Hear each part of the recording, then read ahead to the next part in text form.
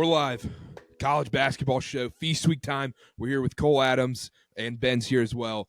If you're a college basketball sicko, if you're on Twitter, if you're on college basketball social media, you know Cole Adams, you know the Twitter.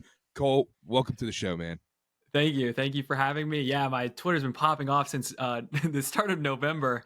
I'm really trying to just be funny with college basketball content. I'm trying to engage the community and move us in a better way forward, because college basketball is truly my favorite sport in the world. So I want college basketball to be prioritized again. That's all. Ben and I talk about this all the time. College basketball is the true sicko sport because there are 4,000 games a night. There are games with half a commentator calling the game, sometimes no commentators calling the game. You're having to pay for something on. You think you're buying some subscription to a Pakistani website just to watch some JMU versus Illinois Chicago. It's truly the craziest sport in the world. Yeah, it is. Well, I created a bit on my Twitter about Leapfrog Plus. It's like a streaming service that I started as a joke. You'd watch games on a Leapfrog tablet because literally there's just so many. It's like every day there's a new one. So just the unfortunate reality. I will Flow Hoops. I can't wait for them to go bankrupt. I'll just say that right now. Flow Hoops, when they go bankrupt, I'll be cheering. And college basketball is the only sport in the world. We kind of forget about this. We joke about the sicko things. They're playing in this tiny ass gym in Maui, and the best teams in the country are there. And that's the biggest thing. And we just kind of floss over that. Or there's Virginia, Tennessee scoring 0 points in a ballroom in the Bahamas at 12 Eastern time. They're just a charm to it. No, there absolutely is a charm to it. And I do think right, Cole, you talk about bringing the positivity back a little bit. It is very much, college basketball has become very much like a cranky sport. A lot of the people who cover it at a national level, I won't say names. I think we all kind of know some of the people we're talking about. Jay Billis. Are very cranky about the sport, have a lot of complaints, but the things that make college basketball so dumb are why it's awesome. You got a lot of NBA people who are but this happened, that it's just not good. And I'm no, that's why I love it. That's why it's great. Exactly. And that's kind of my goal is I want to try to make that an emphasis. That's why we love it.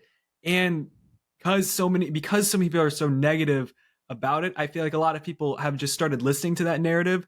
So it's why don't we try to fix that? And I'm just playing my part because it's something that I want to see. So the change I want to see, I'm putting out there to just try to make things fun, try to embrace the weirdness, because that's really what makes it special instead of being so negative. That's basically my goal. So yeah. Yeah, and it just sucks right now because we lose guys like Bill Walton, rest in peace, my guy. Yep. Look at the book. Bill. Yep. Oh yeah, he signed the book. I met him after the BYU Utah game last year. Talked for about 20 minutes on the court. Great guy. And Dickie V's not in the picture much really anymore. Yeah. It just feels like the networks behind it and just college basketball as a whole just doesn't want to have these characters. But that's what makes the NBA so special. Is that's why we're seeing inside the NBA make a crap ton of money. That's why Charles Barkley is so in demand, because he's a special character. And then we have, whether you like him or not, college football, there's a reason Pat McAfee's on. There's a reason people watch Pat McAfee, is because he's different and it can be fun. And we just don't have fun in college basketball. Yeah. And I feel Pat's made a lot of good adjustments too, because I didn't like him last year on College Game Day, but once he kind of started singing with the crowd that he did at Georgia and the SEC championship, he started singing this year. It's his headgear selection, if that makes sense. He sings with the crowd, it gets them going, and he's listens to people's feedback. And it's the college basketball media, they're just so out of touch with what people want. They're focused on, the older crowd. It's just, there's no connectability anymore. And I feel we can do our part getting the younger people more excited about it. Because that was kind of my thing with Dick Vitale, was that he would get me excited. He would make everything feel big. And I feel John Fanta's done a really good job at that. We're making things feel bigger than they necessarily are, instead of being well, that just doesn't matter. The game's kind of it doesn't matter until March. If you have that attitude, people are just going to tune out. If you make things not serious or fun, people just aren't going to get attached to it. Yeah, exactly. No. I agree 100%. Or just like very much focusing on like the negatives. And like, I think that's something like I love college basketball, but like I do understand when we're watching like the Champions Classic and we're like, why is this in Chicago?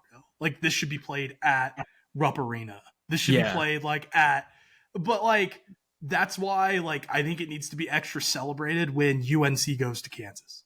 Like that was awesome. We need to have a lot more of that. That's kind of gone away a little bit in past years. I mean, that's not really like on the point that we're talking about, but like that sort of stuff, like the home and homes make college basketball exciting. I think that's why you get some of the crankiness around this time is because they're playing like at Madison Square Garden. And like, everyone's kind of like, why are these two teams playing at Madison Square Garden? Like they should be playing in Cameron Indoor. But yeah, no, I think Feast Week, right? We can kind of roll into it, Karter, but like, I love Feast Week. It's so underrated. And for people who don't tune in to Feast Week or like don't really care, it just feels like they're missing out so much. Yeah, it does. I mean, it's like the whole week is just nonstop craziness. And also the best part about Feast Week when you're like actually diving in and analyzing college basketball is you finally see who these teams actually are. Like, I'm sorry, we see Miami, they dominate Florida A&M and Texas A&M, Corpus Christi, poo-poo college, whatever. Then all of a sudden they play against a Division I team like Drake, and we see who they actually are. That's also why I love Feast Week as well. Yeah, it's like getting to see these teams play on a neutral court against each other where I think what is important is them playing on a neutral court where the crowd is kind of like partial to both teams. Nobody really has a huge rooting interest because that's what happens in March. Like the fan bases and like that atmosphere, it's bizarre. Sometimes the crowd starts cheering for one team, even though like they're fans of a different team that's going to be playing maybe a later game. It just kind of brings that energy out. And it's like, it's the only thing on, like, and especially like growing up, we would get off of school and it's like, I would have a couple days and, you're not doing anything at like 1 p.m. as a kid. It's like, I'll just throw on the basketball game because it was on. And I don't know, there's just like a charm about it that I really gravitate towards. And I want to see younger people have the same experience I had because I care about it. And I just wish that we weren't so negative. And I also wish the networks weren't trying to do debate shows all day and maybe highlight the game. That's kind of, what I'm getting at with that. Yeah, 100%. When you're watching College Game Day, you've got Jay Billis complaining about something. Then you have Jay Williams doing the first take bit, Seth Greenberg talking, and then Reese Davis trying to host a show. Like, let's Reese just is the call it only like it is. Reese is the only one with any common sense on that show. the Seth Greenberg just speaking got me. But yeah, like Jay Billis is like, these reviews are taking way too damn long. Yeah, like, storming just the like yelling. Bad. Yeah. It's like there's just they're losing all. Storming the court is bad. That should be outlawed. Jail time for Cole. We didn't talk about this before, and I'm from North Carolina. I'm a Duke fan, but yeah, court storming not okay. They jail time. Suspension. Yeah, it's just a really bad thing. It's a bad look for a school if you want to storm the court. You're salty still. You did it. You did it well. You did the bit well there, Karter. No, that was good. No, we can talk about that real quick. Is like we'll do that later. We have some college basketball theories. My mind ties into Duke. We'll get into that a little bit later. Let's talk about some Feast Week stuff. Let's talk about the Maui Invitational right now. We got a nice field for once. Finally, it feels like we've had a couple dead years in the Maui Invitational. We got teams like UConn, Auburn, Iowa State, North Carolina. We've got a real field this year. There's real buzz around it. Cole, who do you like going into this tournament right now? Well, first, again, I want to mention rest in peace, Bill Walton, because he won't be there. And also, they're playing in the same arena that they used to play, like they've played in every year. Last year's was at Hawaii on their campus, so this will be fun. Feel a little bit normal again. For me, it's hard to go against UConn because they're the reigning 2-time national champion. They look really good so far. I can't necessarily trust Auburn. UNC, they're up and down. Like, are their guards going to show up? Also, Dayton is playing. I'm a Dayton Flyers fan. They just followed me back on Twitter finally. So let's go. That was nice. I'll be cheering for them. Their fans travel so well. It's gonna be an electric atmosphere. They haven't played. They played there in 2020. during that, like, the season that ended up getting canceled. That was like literally my favorite game of the season against them and against Kansas. So hopefully we get something like that again with them in North Carolina. But I'm going to pick UConn to win this. My sleeper would be Dayton, though. Sleeper Dayton. Okay, I love it. Ben, who you got? I think this when we did the preview show, Karter. I'm kind of into Iowa State. Okay, talk to me. I'm going to say Iowa State because I do think, although last year we kind of sold on Iowa State, largely just because I think neither of us bought into the guard play a ton. Sorry, the dog. He hates Iowa State. He does not like Iowa State. He's like, no, he's screaming, bet Carolina plus 400 right now. Dude, that is what he's saying. I like the experienced guard play, especially early in the season. I think that's something that's going to benefit them a lot. I do think when we're talking like UConn specifically, I think UConn's a team that, like, although I always trust Dan Hurley, there are a lot of new pieces. I don't think they quite have the continuity that they did before. I'm sure they'll still be very good. UNC, like, my one concern, we talked about this, Karter, like, I think the concerns were obvious. They're still going to be very good, but like the size, right? Mm-hmm. Like the size is going to be an issue. They're very much like that Miami team from a few years ago. UNC, it's really about how they shoot. Like UNC could just RJ Davis, Cadeau, Trimble, the freshmen, they just hit a bunch of shots. They could win this thing. I do think I'm leaning Iowa State though. Auburn though, like Auburn has the talent to win this. They absolutely do. I just trust like a TJ Otzelberger coach team, I think, more than Bruce Pearl. So I'm going to say, I'll say Iowa State wins this because I do think they're kind of like a team that we're not really talking about, that haven't really given them their flowers. And I think they're going to be really good this year. I think them here. I think they'll be solid. I got Carolina winning this thing, and that pains me as a Duke fan, but I got Carolina. The guard play is just out of control good. And I think two things that are in Carolina's favor here. One, like you said, that Dayton matchup's not a piece of cake, so you can't overlook Dayton. But I think a nice thing that Carolina did is they're playing tonight in Hawaii. They're getting acclimated to that time zone. If you've ever been to Hawaii, it is the weirdest experience because you're like, wait, I'm up at 5 a.m. and I feel normal. This time changes. So weird. And I think them playing in Hawaii tonight is going to be a big thing. By the way, we're recording Friday, right before Thanksgiving week. And I think Auburn, Iowa State playing each other in that first round is such a benefit to UConn and Carolina. I mean, let those two beat up on each other, and then you get to play them the day after, right after they just had a hard-fought game. I think this sets up really nicely for Carolina. I'm going to take them at plus 400, and I like them to win this thing. I hope I can't – now, I'm going to be honest right now. The Maui bracket's a little hard to read. I'm a little dyslexic when it comes to the Maui bracket because I look at it, I'm like, wait, I'm pretty sure Carolina and UConn would meet in the title game. That's what college basketball needs. We need two blue bloods in the title game in Maui. It would be unbelievable. So give me the Tar Heels in Maui. How do we feel about that, Cole? Like you said, that would be electric. No matter how much I love Dayton, that would be a great game with a great atmosphere. And you made a great point about the acclimation thing. That is something I completely forgot about. They are there tonight on Friday. So that is true. It's a long flight out there. So yeah, it's a miserable flight out there. One thing I think with the Maui Invitational that we are truly missing is I'm very sad that Chaminade's not in this field because Chaminade beating Memphis would have been the funniest thing ever. Chaminade beating Memphis. I know they do bring a charm to it, but seeing like such a good lineup, it's like, okay, I feel like I can kind of live without them. No, for sure. It's just like, look, like it never actually, it's never been like realized, like in like, it's never actually turns into anything, but having Chaminade in there and beating like one of these big teams with a program that's trending the wrong direction would be funny, but it doesn't happen. So like, I do get that. It happened.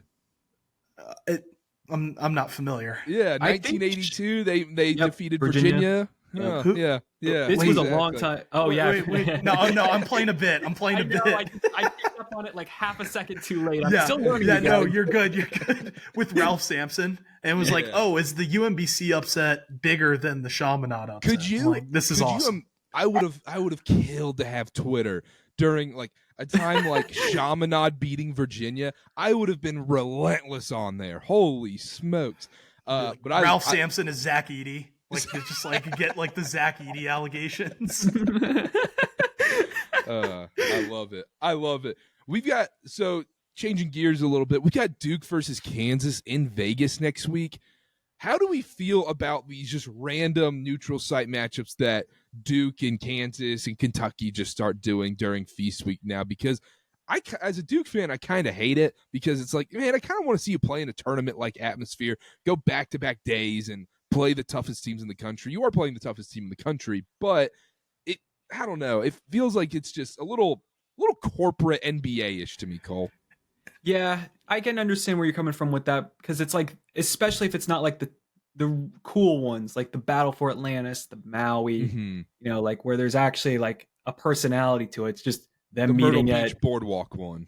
exactly. They're just meeting at a random NBA arena with everything is like black basically when it comes to the branding of it, so it just looks like they're just dropped in the middle of a court. So it's like there's no personality to it. Now that being said, I am excited to watch the game. Obviously, it will be a great game because both those fan bases travel. That's another thing about like the Blue Bloods that I will give them a pass for when they play these games, is because they can get their fans there no matter what. So it's like the crowd will be good. It's not like it's two random schools meeting, and you know what I'm saying. So yeah, I mean, yeah, I wish it was a tournament, but you got to work with what you got. I do like Duke in this game. I think that I've really liked what I've seen from Duke. John Shire needs to learn how to coach down the line and not. I feel like he gets scared. He needs to get out of that. He needs to stop being so scared. I think my big thing is the difference between Coach K and John Shire is, look, say what you want about Coach K. I think, I'm not the biggest Coach K guy, even as a Duke fan, but Coach K had some FU in him. Yes, he did. I think Shire lacks that a little bit, because you hear the stories of Jason Tatum on the road at Virginia, and Duke's up 3 or whatever. Tatum's playing all right, and then he calls him a mother effing P word soft from St. Louis kind of guy in the locker room. Like, that's kind of what these 18-year-olds need, man. Like, they need that push. They need that, all right, like, hey, you're not good enough. You're not here. You're not established. And sometimes I think Shire lacks, he's almost a little too much of a player's coach. But like I said, I love Duke in this matchup, though. I love Duke every which way in this matchup. I hope the line comes out and I see Kansas by like 2 or 3. I'm going to hammer Duke. Yeah, no, I think when I see the Duke-Kansas matchup in Las Vegas, my first thought is like this should either be in a tournament or it should be played on like the first night of college basketball. Yeah. One of the two. Like that fits the vibe a little better, but like, right, I'm not going to complain about getting Duke Kansas either way. I do think one of the issues though, like what you said about John Shire, is I do have friends that reach out to me and go like, just man, with Shire at coach, they're just not as hateable. Like, that's a bad thing. Like, if you're Duke, you want to be hated. Exactly. They need to have more of that, like, as we said, like, kind of that FU energy. Yeah. And, I mean, your 2 best players are 2 white freshmen. Like, you kind of have to buy into, like, the Duke thing. Yeah. I do think they need that edge. I also think they're going to need to figure out something with the guards. I just don't think going Cooper Flag at these end of games where it's like, okay, we all know the ball's going to Cooper Flag. We all know Cooper Flag's going to be the guy to try to create something himself. And Cooper Flag is a fantastic player. He's going to be the number 1 pick in the NBA draft. He's going to be probably an All-American. He's not that kind of player. He really isn't. I don't think as much. I don't. I think you're just basing that off the Kentucky game alone, though. No, but like, I think he fits better in a team where he's not just having to take over himself. He's a great defender. He's a fantastic defender. He's good with the ball in his hands. It just kind of like, it felt very much like kind of the end of that Duke Gonzaga game 2019. That was in Maui in 2018. Yeah, with like RJ Barrett, where it felt a little tunnel visioned. He didn't seem as comfortable. I think he's going to grow into that, but I just don't think he's like the guy to make that play right now. And See, I think 100% disagree with this, because I think you're solely looking at this from the Kentucky game, because in that Kentucky game, nobody else could just hit a shot besides him, and it had to go to Cooper Flagg in that moment. Cooper Flagg's an unselfish player.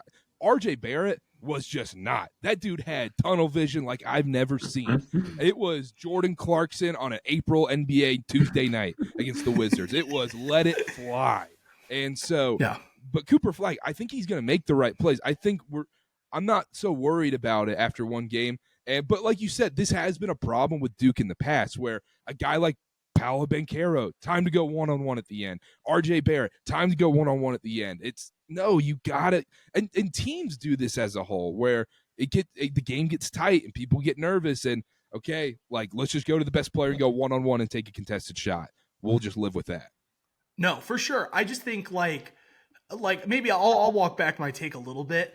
I think you needed more from your guards in that game so that you could feel comfortable. Okay, you go with Flagg there, but then there's like more of an option. Maybe there was an option in there of like, okay, we're going to find Khan in the corner for like a 3 there. He had a bad game in that one. I just think, it came across a little nervous, and it didn't feel like Cooper was super comfortable in that moment doing what he was doing. Like, I think he is more comfortable being that unselfish guy and having options to dish it to someone for a shot. That's just the kind of player he is. So, I don't think like, I get where you're coming from, but in November, that could change in March and April, but like in November, he didn't feel super comfortable in that moment. Cole, what are your thoughts on this Duke team? I like that they're playing such a grind of a schedule. I think I think they'll figure it out. I think what I'm more concerned with is watching Shire come up with plays towards the end more than anything. I'm not necessarily worried about the team. I'm worried about if he's going to be able to, draw something up, chew him out a little bit. It's like, I think this is more on him than it is the players per se. Mm-hmm. Yeah, absolutely. And also, it doesn't help that the ACC is turned into the WCC, which every team just sucks outside the top 4, top 3, top 3.5. Like Wake and Pitt are kind of cute, and then the rest of them are just. It's getting worse. It's just somehow like Miami's bad, Tech's bad. Yeah, it's like a team in the NFL where they're just like, we're going to draft 3 quarterbacks in this draft. One of them will work out. And the ACC is like, we'll just bring in like 5 new teams. One of them will be good. Turns out, no, they can all be very bad and be very, very mid teams. So anyhow, we've got the battle for Atlantis next week. I love this tournament. I don't know how this tournament like just naturally just came into Feast Week. It just popped up out of nowhere. You're like, they're playing in a Hilton hotel room in the Bahamas. What's this? And now it's just truly a part of Feast Week. It's the Maui, and then it's kind of the battle for Atlantis. And Gonzaga's leading the way here. Cole, I'll start with you. Do you see anybody dethroning Gonzaga in this spot? Honestly, no. I don't and either. I'm not trying to just side with like the blue blood, or I would consider them a premier program, not a blue blood, but definitely a premier program. I think I really like what I've seen from them. In fact, I haven't been like this excited about a Gonzaga team since the 21 team that went undefeated during the regular season. Like, they're playing at a insanely well, like they play at high tempo. Everybody kind of understand each other's role. They've got really good guard play. Much better than even last year's team. I'm definitely gonna be siding with them, but also I want to talk about Atlantis real quick. Atlantis has such like a great atmosphere. Like, I feel like that place gets so loud, and also every year the games there are awesome. Like, I feel like out of all of the tournaments, I feel like I have some really like vivid memories of those tournaments more in the past couple of years than I do even Maui. So 100%. Yeah, I'm really excited for that field. That's a really good field, but I'm gonna side with Gonzaga. Ben, I don't think it's anybody but Gonzaga in the spot. No, and if it's anyone but Gonzaga, it's Arizona, and I don't really see it, but like they're the one team that I think could do it. Indiana just, I don't know, and Louisville, like I think Pat Kelsey's going to get them turned around, but I think it was shown in that game against Tennessee, like after Kenny Payne, it's like I don't think that's not a 1 year turnaround. That's going to take a little bit. I think they're in the right direction, but like I don't think they're equipped to really make a ton of noise right now. I think Indiana's an interesting case just because I'm just like they've got some pieces. I don't know how the pieces fit together. It feels a lot like last year where Mike Woodson like is like, let me throw my 5 best players on the court, and you're like, yeah, but like these guys aren't really playing in position. Like they're a little too big, and they're forcing like 3 bigger guys on the court at once, like having M'Baka at the 3, Malik Renau at like the 4, you have Umar Ballo at the 5. Like they're good players. You got Miles Rice, like you got a lot of talent there. I forgot his name, the guy from Stanford too. Like you got a lot of talent there. But I'm just not sure how it all fits together. And I certainly don't think it's going to fit together in Battle for Atlantis in November. Yeah, so. And also this Gonzaga team, man, like I think you nailed it, Cole. I wasn't as high on this Gonzaga team going into this year. I was like, okay, they'll be good. You know, probably a Final Four contender, national champion. I don't know about that. I mean, they're getting to a point where we'll see how they do in Battle for Atlantis this next week, but they're getting to a point where they're going to be talked about as a favorite for the national title, Cole. Oh, yeah. Yeah, absolutely. Yeah. I think they play really fast, a lot of great guard play, and they've just got like a good mix of everything. They kind of understand their roles. Because like back to Indiana, I feel like things kind of get clunky down like, you know, the paint where because they've just got so many like bigs, and I feel like it's going to take them a little bit of time to like kind of understand the rotations they want to work with. Gonzaga's rolling. Like I don't think they're actually going to have really any trouble. I would like to see them play Arizona because of the Tommy Lloyd like thing. That'd be really cool. But yeah, I'm rolling with the Zags. Zags got dudes. That's the saying. Zags got dudes. Yeah, 100%. And then the other tournament, we'll talk about these two very briefly, and then we'll just get into some fun stuff, and it'll get wacky and whatnot. But the Players Era Festival is a tournament this year. What are we doing here? Can we come up with a better name? Like, I understand there's like some NIL compensation thing involved or something, and we've got Bama in Houston. That's going to be awesome. But, like, come on. Can we get the Players Era Festival? Did they just go on ChatGPT and just say, make me a MTE event during Feast Week name? And there's like, yep, first one, Players Era Festival. This is awful. An awful name. Yeah, well, what's funny too about it is that it's not like the other tournaments where, you know, winner advances, loser goes to the loser's bracket. No, I was talking about being dyslexic about the Maui one. I'm sitting here, I'm like, wait, is this the Champions League group stage? What's happening? Yeah, the rules are bizarre because here are the rules. It says after the first round results, the seeding is based on total point differential in the group games, which is capped at 20 points per game, then total points scored and fewest points allowed. So it's literally the World Cup group stages. That's what we're doing. No, and that's going to be a nightmare for the commentators on that trying to explain it. Exactly. It's going to be like, so the winner of this game plays the winner of the last game, and they're like, well, no. All right, Dan Dockich, what are your thoughts?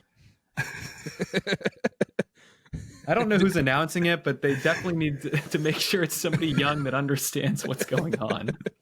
Except honestly, the opposite might be funny. Yes, no. Who would be the funniest commentator on this trying to figure out the math? It would have been Walton. It would have been Walton. So good. Walton would have been great. I'm trying to think who else would have been great on this one. Because like a guy like Fanta would know the math on the dot, and he'd be like, you know, this is a 20-point blowout. This is huge for the group stage, and you're like, wait, okay, like I'm trying to. I think the games are might be the worst so one. it'd be the yeah, it's on HBO Max, so I think it'd be like the Turner people. So I'm going to be watching South Park, and then it's going to lead into Bama Houston. Is that what you're telling me? Potentially. So I mean, maybe I don't know who the announcers would be. It'd just be anybody like that we would hear during the NCAA tournament. It'd be cool if like Kevin Harlan was there. Like that'd be cool. Yeah, that would be sick. That would be now we're cooking. We're cooking. That would get me hyped. I wouldn't even care about the rules. Screw the rules. Yeah. I'll watch Kevin Harlan do his thing. That's good give enough me for Van Gundy. Van Gundy figuring out the math would be very, very funny. I think we got there, but we've got Bama Houston though. It's an awesome, awesome game. We finally, two just completely contrasting styles of play. Kelvin Sampson and that Houston team just grinded out, just gross, kind of just hard-nosed, 3 yards in a cloud of dust basketball kind of thing. And then you got Bama where it's just up and down, and Bama hasn't looked like they should this season, Cole. Yeah, it's been weird trying to figure them out. The first round games are Bama plays Rutgers, because I'm looking at it, and then Houston plays Notre Dame, and then I like Creighton plays Texas A&M, and there's another one I'm missing here, but Oregon. Yeah, the Oregon one. That's the reason I'm missing it is because they're not ranked. It's like hard figuring out a team to win this because it's based on the point differential thing, and I've really liked Rutgers. Like Ace Bailey's really good. Alabama, they just play at such a fast tempo that, like, if they were to play Houston, I feel like I would trust Houston in that game because they would clamp things down. And when Alabama can't run up and down the court like 90 miles per hour, they kind of fall apart. They don't know what to do with themselves. So it's definitely, this is the hardest one to predict out of any of the ones we looked at. I really don't know what's going to happen here. If I were going to pick anybody to win this, I would take Houston just because it's hard to go against Kelvin. I will ride with him no matter what. I don't know about you guys. I would like to see Rutgers win this because I really like Ace Bailey. So good. He's Nasty. He's nasty. He is filthy. He is going to be a star in the NBA. That is it, without a doubt in my mind. Yeah, absolutely. Ben, I don't even know if, okay, just quickly, what is your guess on who could win this thing? Because it's not even you can't look at the bracket. There's no rhyme or reason to it. If Alabama had like an easy first round game or something, then maybe because they could put up a ton of points, but like, I don't know. Yeah, no, like I don't quite understand the format. In like a traditional setting, like I agree with Cole. Like my initial thought was Houston, just because I do think Alabama, their style of play, like I think Houston's like, yeah, no, that plays into what we want you to think you're going to do that. Like I think it's a battle of like styles of like, we're going to try to speed things up, we're going to try to slow things down. I do think Houston, like I think Alabama would kind of play into Houston's hands a little bit. But Alabama has more potential to beat some team by 30 than Houston does in one of these initial games. I do find it interesting with Houston though. Like I was kind of shocked, frankly, they didn't beat Auburn. I think that was maybe more indicative about Auburn being able to kind of like actually play that style. Like Houston's like, we're going to play it this way. And Auburn's like, okay, we're going to beat you playing that way, which is something I didn't know they had in them. But like Bama, like we talked about this, Karter, like I think they're just kind of a team where you're just not going to know what you're getting from them like day in or day out. They're going to be a top 10 team all year, but like they're going to have some head scratching losses, but also the highs are going to be very high as well. And we talked about them as like the best team going into the season when we did our previews and whatnot, but that's my problem when you think about Bama as a national title contender is we see what happened the other night against like a team like Purdue or something, or just like sometimes it just doesn't click with this team. And like Mark Sears just looks like a shell of himself recently. I don't know what's going on with him. And they won despite him playing horrifically. And I don't know. It's just 6 games in a row. Eventually you're not going to shoot 30+% from 3 and you're going to get burned. That's the same thing with this Mark Pope Kentucky team right now that concerns me about them as a real Final Four national title threat. Like, yeah, it's great you shot 40% against Duke, but if you shoot 39%, you lose that game. Yep. And Alabama's the kind of team like, right, we don't want to go too far in the future, but they're a team I like way more as a 4 seed than I do as a 1 seed. Yeah. Like, I think they play really well. Like, they're the 4 seed that has the potential to go in and match UNC shot for shot and beat them.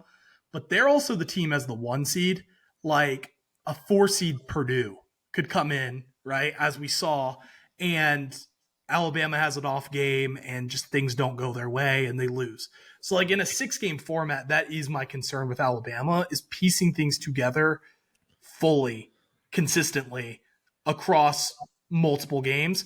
But like, I do think I stand by my preseason prediction of saying like Alabama's highs aren't going to be matched by really many teams in college basketball. I don't think any. Like, I think when Alabama's clicking, I think you're watching them going, no one can beat this team. But then they're going to turn around and lose to Arkansas by 10. You know who is that week, frisky 4th seed in the Alabama spot this year? It's North Carolina. I was going to say UNC. If you just flipped Alabama and UNC, I could see the opposite happening where UNC beats them. Yeah, because if you're a 1 seed and you're like, crap, we got to play UNC, all these guards in a one game spot here in the Sweet 16, crap. Yeah. But yeah, Cole, what are your thoughts on Alabama? You guys literally said exactly. I don't even need to say anything. You guys said what I would agree with. So yeah. I love it. I love it. Last tournament we'll talk about. This one we'll be very quick on. We got the San Diego tournament. I don't know what it's actually called off the top of my head. We got BYU playing Ole Miss. We got Purdue versus NC State. Just a sneaky, fun little tournament. These games are on Thanksgiving Day and Black Friday, which I love too because the Maui's done on Wednesday, and you're like, well, am I supposed to talk with my family and like eat Thanksgiving food? Am I supposed to watch Tommy DeVito play against Cooper Rush? It's like, no, I'm supposed to watch Diego Tourney dice up some crispier defenses. That's what I'm supposed to be watching. I'll start here real quick. I like Purdue to win this thing, if we're going to be 100% honest. But Diego Tourney is going to put the world on notice in this tournament. He's already, college basketball fans know who he is, but then the average sports fan is going to know who he is after this tournament because you're going to see a guy who's he's getting 20 points and 10 assists in a college basketball game, in a 40-minute college basketball game where they count assists in this weird way, like the opposite of the NBA. And I think they're going to have success. I think they lose to Purdue in the title game in this tournament because I think Braden Smith and this team just get it done. And I don't think BYU really has an answer for a guy like Trey Kaufman-Renn, to be honest, Ben. No, I don't think so either. I do agree with, like, Jaeger is kind of the guy that didn't really get talked about. Man, I just love this freshman class. Is just so much fun. Oh, it's the opposite great. of last year. Yeah, it's so deep. Last year's freshman class, goodness. I mean, you had TJ Powers, a 5-star, and he's like... Well, TJ Power is an elite player. I think he might just be getting mismanaged in a weird way. You know, that might be the problem with Virginia basketball, Ben. So Diego Tourney, no, but like I am curious to see like Ole Miss and BYU. Ole Miss is kind of a weird team because this is a Chris Beard in year 2, bringing in kind of some of his own guys. Ole Miss, I mean, is a team where you look at their roster and you go, oh yeah, that guy's on there now. Like when we played that transfer game, it's like, oh yeah, Sean Padula. Forgot about him being at Ole Miss. Like, that's Eddie Lampkin's at Syracuse. All right. Yeah. Totally. AJ Hogarth at Vandy. Like, all those kind of, like, ones. But I do love, and this is a guy I mentioned before, Malik Dia. Like, that guy is just an absolute monster. Like, I think he's someone who's going to really piece it together and be a star. I do kind of like BYU in that spot against Ole Miss, I think, as well. Especially BYU, like they had a recent injury to their one big man who's really over like 6'8", frankly, like a true big man that's over 6'8". I don't know the severity of that injury to Kiba Kita, but I don't have a great read, Karter, just because we haven't seen BYU play anyone. Oh, and this could get into a bigger discussion, Cole, and we can see how you feel about this. I can't stand how the Big 12 schedules. I can't either. It disgusts me. Yeah, the conference is in a weird spot with how like they have expanded because the round robin's gone. Yep. So it's like you guys are obviously more like in tune with like the Big 12 than me, but it is a little frustrating to say the least. And I get why they do it. Like I sure. don't like they're kind of playing the game a little bit. Like we don't have to fully go down that road, but it's like it's not hurting them. Like so. In the San Diego tournament, Cole, who do you like and what are you looking for? You guys just keep putting words in my mouth, like Purdue over BYU. I mean, like I think that I'm gonna have to go with that. I am interested to see Ole Miss. I'm like NC State. I don't know if they just lost so much from last year that I'm not expecting. Yeah, no. But Kevin Keats is a winner, Cole. Kevin Keats is a winner. Kevin Keats is a winner. Do not forget that. That is interesting too, because it's it's a rematch of the Final Four last year, so that's cool. But I definitely I'm interested to see Ole Miss, because like this is supposed to be a big year for them. We'll see if they live up to those expectations. But I'm excited to see Igor against maybe even Purdue. I have Purdue over BYU. I love it. This is the part of the show I've been most excited about, if we're going to be honest. Like, I love talking Feast Week. I love talking actual ball games and stuff, but we're going to talk about just some random college basketball theories we have. So, our famous one that we always do is Steve Forbes is Seth Greenberg reincarnated, because, they look like similar people. They, coach a mid-tier ACC team. They always choke when it comes time to actually beat the Boston Colleges and the Georgia Techs of the world to solidify an ACC bid. But they got that one win against Duke at the Joel Coliseum, or at Castle Coliseum, like they always would. It's always at the end of February, too. Yep. End of February. Yep. Exactly. I'm buying into this now. Yep. And so, but then you're like, okay, all you got to do is win that first round game in the ACC tournament. And every single time, and they don't. They choke. They choke every single time, and they don't make it. This year, I think Wake actually makes it. We'll find out. But that's one of our big theories, Cole, is that Steve Forbes is Seth Greenberg reincarnated. Do you have any random college basketball theories you want to bring to our attention? Okay, I'll do two. Okay, I thought of these. One on Twitter that I've been talking about is, I believe, just looking at him, how he makes me feel watching him talk, John Fanta really reminds me of Vern Lundquist. I love that one. Like, it just feels like he's my grandpa that I just want a big hug from, Yeah, I wouldn't wish this on John, and John, friend of the program. I think John needs to get gray hair. Like, I want to see what John Fanta with gray hair is like, because I think then he goes into that elite level of college basketball. I believe he is 100% going to be that. Yes. He's doing too much right now, honestly. I feel like he's overworking himself. He needs to, like, he's really good at just announcing. It's tough too, because it's like he's a good announcer, he's a good analyst. We don't usually see that mix, so it's like he's playing two different positions. But yeah, that's where do you like him theory. More? I don't know if you guys have anything else to say on that one, but another one that I was thinking about was I don't know why this came to my mind, but watching Notre Dame be really good. Micah Shrewsbury, I believe he's the next Brad Stevens. Yeah, we've been high on the Shrewsbury train. No, yeah. We are. Just because like the stuff they run, it's very specific. And what I was really kind of thinking about was, I believed that 2023 Penn State team was going to go to the Final Four. I didn't say that in my bracket, but like watching them against Texas and Texas A&M, they played both of them. I just felt like they ran out of gas. They were insanely good during the Big Ten tournament. They won the Big Ten tournament, if I remember correctly. They just ran out of gas. And I felt like the stuff they were running was, they had it down. I just think that they got trapped in the Texas game towards the end, and they just kind of lost the lead. And then that's kind of, that's why I've got. I love it. And I think Notre Dame's going to have success in this. Oh yeah, they'll be relevant thing. Like, people you're going to see the spreads come out, and you're going to be like, oh, Houston's a 18.5 point favorite against Notre Dame or whatever, and you're like, I don't necessarily know about all that. Ben, do you have any theories you want to bring to our attention? Yes. First, I wanted to comment on Notre Dame, though. Like, they're a team, even last year, like, it didn't really translate to a ton of on-court success, but you're like, I see the vision. There's something, and to a lesser extent in the ACC, I kind of saw that a little bit with Georgia Tech too. But I think more so with Notre Dame. Well now too. Yes, you got Harrelson coming in. That's a 5-star for Notre Dame. But like you just watched and you're like, okay, these are like, they're playing like all freshmen, and they're competing hard. They're not winning these games, but like, you keep these guys around this era under Shrewsbury, like they're going to have success.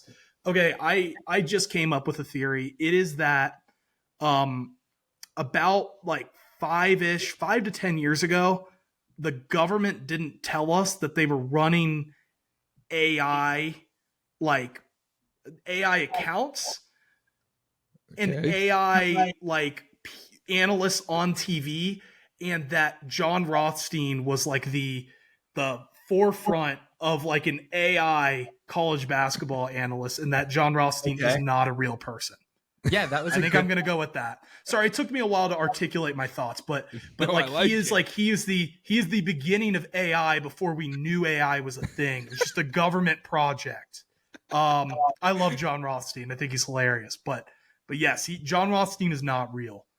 It's like the birds aren't real. Can you get that on a graphic, Carter? Like John Rothstein is not a real person. Like yes, Ben we Hammond. get That would have gone viral. That would have gone viral like a couple years ago. John's been too out there. Like that would have been I don't know how much you guys have been on college basketball Twitter. I've been on it since like 2016. John, I mean, he truly, people did think he was a robot because he wasn't on TV that much. Like it was just, you saw his tweets and it's like, it's profile picture. He's never changed. It's that blue backdrop. Yeah, it's iconic. Like him smiling. Yeah. Yeah. It's like him making it. It's like sideways. It's great. I hope he never changes it. But that sparked a theory in my head that I've seen been talked about through my friends. Online fandom's really popular right now, like burner accounts. And the Providence fan base, I saw somebody made this theory that, again, I love them. I think they're hilarious. They really like they were before the Calgoritham existed, like being like a fan base that just kind of rallies around the team. They always comment like Fryer on everything. Like all the comments are Fryer. It's like, they're really involved. But the theory is that somebody was creating a bunch of accounts and doing it. And then just people kind of caught on to it. And then they all started doing it and then just became a thing. Like at first it was somebody running like a bunch of accounts and then it turned into something. Yep. Back to the John Rothstein AI thing. That is just, I just want to say again, that's just perfect. And it's evolved. And it's like, like John Rothstein is like becoming slightly more personable, and that's just AI evolving. Yeah, it's like it's just they're getting new technologies coming in. So he's just seeming like more and more Elon real. Musk building these Tesla bots that are like, oh, we can hand out chicken fingers, no problem now. Like, and we're seeing this, evolve. And John Rothstein eventually is, because like I don't know if AI will ever evolve enough to John Rothstein being on First Take type of thing, and I hope it doesn't. That's when I think we need government regulation. I think that's when we got to stop this thing. But I think though, like it's evolved enough to be like, let me make a joke about my wife not caring about college basketball till March and leaving. Yeah, the wife thing is crazy. No, that, and then he's always throwing his wife into things. I'm like, I wonder how she feels about this. I made a theory last night on his replies. What happens if his kid doesn't like college basketball? Did he respond? That's partly him. Like his wife's not him. So like I can understand her not liking it. The kid is partially him. Yeah, I mean, what's he do? Because I don't know. He has a daughter. I think he has a daughter too. I don't think it's a son. So he's got his work cut out for him. I have a joke, but I won't say it. I'll say it off air. But I'll do another college. We'll do another college basketball theory. I think one of my new things right now is I think college basketball fans are faking Duke hate. I think Duke hate is not a real thing anymore now that Coach K's gone. I think people are forcing it now. I think people it's something they used to have and they just want it. They want it so bad. And it's just not actually there anymore. And but that's what we talked about. Go ahead. Like we need it. We need it though. Like it's a part of the thing. So like even as a Duke fan, I don't mind being being hated and whatnot. And I love John Shire. He's just, a better looking Brad Stevens in my mind, but whatever. Brad Stevens is super hot, dude, I swear. Anyhow. No, it's not even that. It's Brad Stevens is literally my GOAT, okay? Brad Stevens took Butler, a Horizon League school, to 2 national championship games in a row. Unbelievable. I'm not saying he's as good as Brad Stevens. He's not. He's not on the Brad Stevens level. I'll make sure to make that very, very clear, because you give Brad Stevens the NIL Duke has and the resources and the brand of Duke, and Brad Stevens is bringing you some Final Fours at the minimum, at least. But no, going back to that theory, though, but people finally got that little taste of it. They're like, oh, this is what it used to be like. It's like when Burger King brings back like chicken fries or something, or like Taco Bell brings back their retro style cups. McRib. And yeah, the McRib comes back. It was Kyle Filipowski court storming. Yep. People are like, finally, a white guy, something we can hate about Duke. Duke is stupid. We can finally hate on him. And it was like rabid dogs going towards Duke last year over something. I feel like in the past, if that was a Duke thing that happened, I feel like it would have been a little less than normal. But the fact that people just are so hungry for Duke hate, I feel like that is something they went for immediately. I've got the solution. Okay. John Shire. All of us Duke haters need to buy into John Shire isn't being hateable enough, so therefore we hate him for not making Duke hateable enough. But that's it's Duke's faking fault. it. I think that's faking the hate. Yeah, because I genuinely like watch him and I'm like, I don't like hate the coach. I don't really hate the players. It's But just you know it's what different. like, but I do hate him when I play him. But it's like so the hate interesting. turns on temporarily until it's over. But but then but you do that with every team you play against. You're as a fan, you're like, oh, this Hubert Davis guy, he's the worst, and you're like, actually, Hubert Davis is probably a really good dude. And then you forget about it. No, but that's one you circle. That's one I circle. Like it means a little more, you know. Yeah, I think it's just Duke and not John Shire, though. Well, here's my thing. It's the brand. Yeah, it is. College basketball is all about history. Okay, so we have to just accept that's what they are until something dramatic happens where they're just horrible. They're really good. So therefore they should be hated. They're the one that had developed the reputation. We have to roll with it. It's what I think it makes the sport special. So that's kind of my perspective. Kind of shifting a little bit. I've had this theory for a little bit now that Dan Hurley is doing everything in his power to be the next Coach K. His excuses, his whining after press conference, his ability to have a dominant team and actually win national championships and build this great program he has. But he's also, like Coach K was, a psychopath. That's what they are. That's what these successful coaches are. And so why isn't Dan Hurley more hateable or more hated? Is it more of a thing that people just don't really care about UConn? Yeah. I see where you're coming from with that.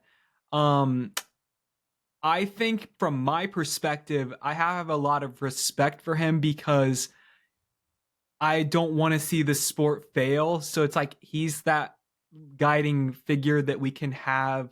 So like I don't want to hate him because I respect him for that reason. Where like back in the day, it was Rick Pitino, Tom Izzo, Coach K, Roy Williams.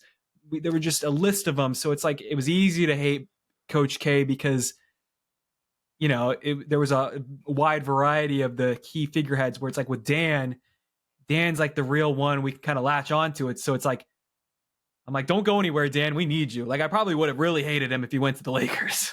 Yeah, no, 100%. And that I think it'll take not some time.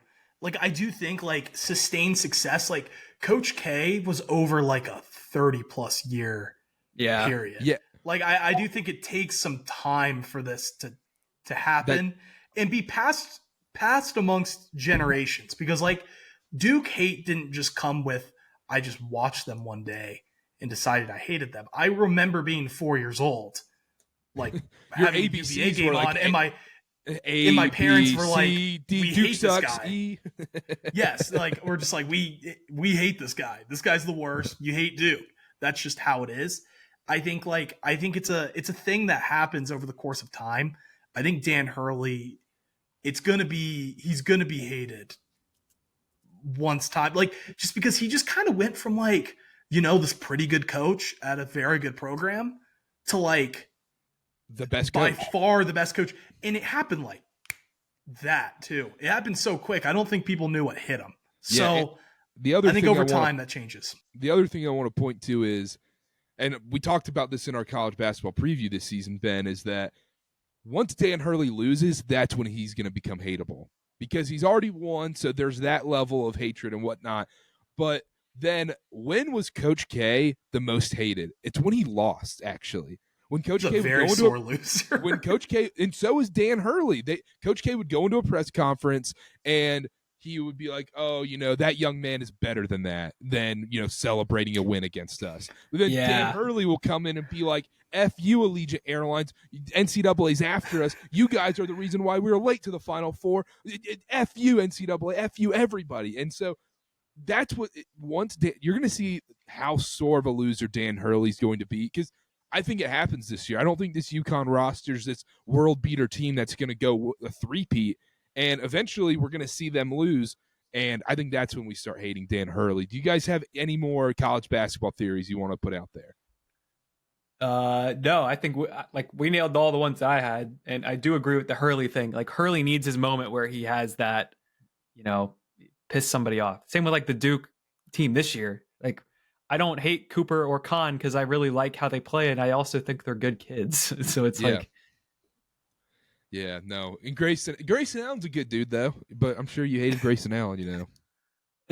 All right, enough Duke love. My goodness. I love it. I love it so much. I'm trying to think of another theory on the spot. I don't know. I feel like I have a Rick Barnes theory that I just haven't had yet, but it's just brewing. Like, there's something with Rick Barnes that I don't know what it is, but something, and like, I think Jim Larinaga is starting to reach like Joe Biden levels of college basketball coaching, where you're like, okay, are we doing the weekend at Bernie's thing with Jim Larinaga? Because this is not a Jim Larinaga basketball team. It's becoming like Boeheim.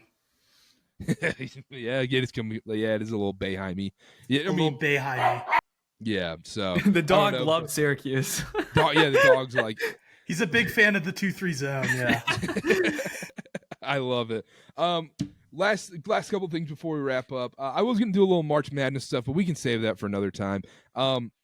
Real quick, before Feast Week, let's just make sure we've done our national title picks before the season, but let's do them once more. We've seen a little bit of college basketball. Cole, who's your national title pick as of November 22nd, 2024? So I didn't put it out there, but I will say something. So I'm not going to leave you guys hanging. In my group chat with my friends, I had UConn, Gonzaga, Duke, and Baylor as my Final Four. Mm-hmm. And winning it all, I had Duke. Yeah, you did. And I'm not changing that. I have them over Gonzaga. That would be, but I don't really think that matters. I think just what matters is who's winning it all. Yeah. And I like Duke. I really like their pieces. I think they'll kind of figure it out as the year goes. So I know we're recording right now. It's 2 p.m. Eastern time on November 22nd, like I said. So we haven't been able to see this Duke Arizona game yet. This will be out after the game. I'm so excited to watch this game tonight. This will be a really telling game for both teams. Both teams have suffered losses they probably shouldn't have. And now we're going to see, okay, like Duke's on the road. Let's see what you got. Arizona, Caleb Love, are you going to shoot him out of another game? Like, it is what it is with Caleb Love now. Ben, I believe you had Baylor as your national title pick, correct? Oh, I'm walking that all the way back. I think as soon as I turned on that Baylor Gonzaga game and said, Norchad Omir's playing the 4, yep, I'm out. That was like the big thing for me. I was just like, oh, like, I don't know. It's so weird how basketball's changed because I see 2 big men on the floor at the same time. I'm like, what the hell are they doing? Yeah, even though that was like a normal thing like 10 years ago. Yeah, Roy Williams is at home just like, this is basketball. I mean, let's get Isaiah Hicks and John Henson out there together. This is real basketball. Yeah, no, exactly. So, like, I'm walking that back. Like, I still think they're going to be better, but defense is also a concern for them. Like, I mean, when they won the national championship, like, they had dogs on defense.